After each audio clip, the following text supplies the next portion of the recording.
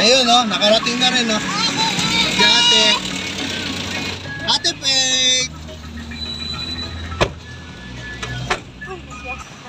Naps! Hi! Kumusta? Kumusta lakad? Nakarating din.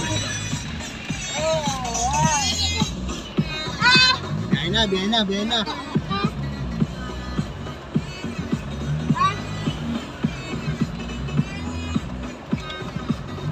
Spider-Man.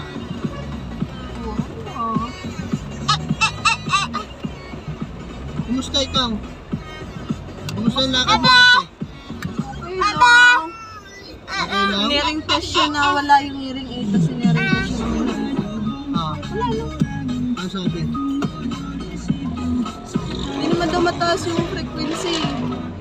Nakaset na daw yun ng technician. Babalik pa kami sa ano. Bakit daw gano'n may pag ginalapit ganyan? Ano, bakit daw may gano'n? Hindi niya masagot. Yung technician daw, ano Okay, yung kanila, yung technician na. mismong nag-set nun.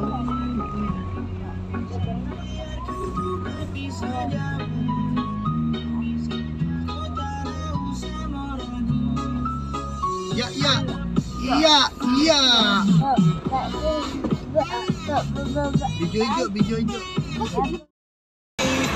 Okay, so ayan.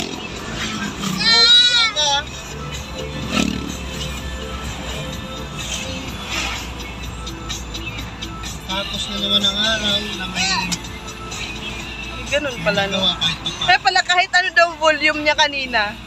Trinay niya kasi volume. Hindi man nagre-response si ate. Yung pala nakalock. Naka-chat.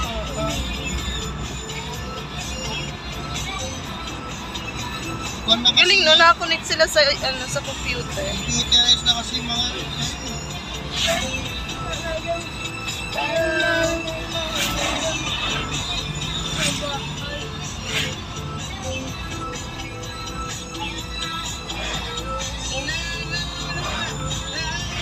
Pagbalik naman namin, wala nang bayad. sabi nila.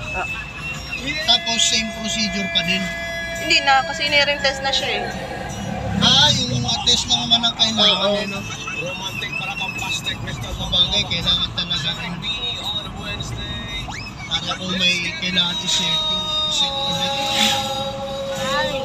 Tsaka parang maluwag daw yung mold, kaya isa din daw yun sa nagbibigay ng ng echo. kasi may singaw siya. Parang may singaw.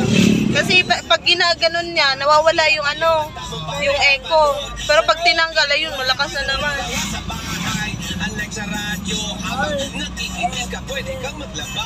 Yun, sinukatan din siya ng molde. Pwede mong gawin, pwede kang magtuwad-tuwad para kang sikin. Kahit na ano dito pwede, lalo na sa mga bata, binata, bayo, tomboy, si lolo, si lola, lahat sila nakikinig na. Lakasan na ang radyo, tayo'y magbanding sa lahat. Makigulo dito sa ating programa. I-try ko daw muna yung lumang mold. Ayun dati niya? Oo. Babayo ka. Pero nagtataka nga sila kasi yun daw yung bago, bakit hindi fit sa kanya? 40 days na niya.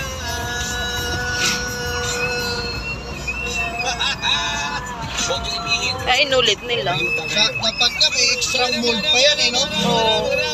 Maganda. Wala mang bayad pag sukat ng mold, yung may bayad yung molde.